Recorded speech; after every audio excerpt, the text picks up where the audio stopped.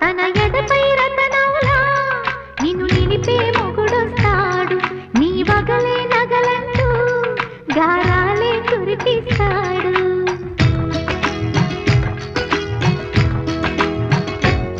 తన ఇంటికి కళ తెచ్చే మహాలక్ష్మిగా పూజిస్తాడు, తన కంటికి వెలుగిచ్చే మణి దీపం నీవంటాడు.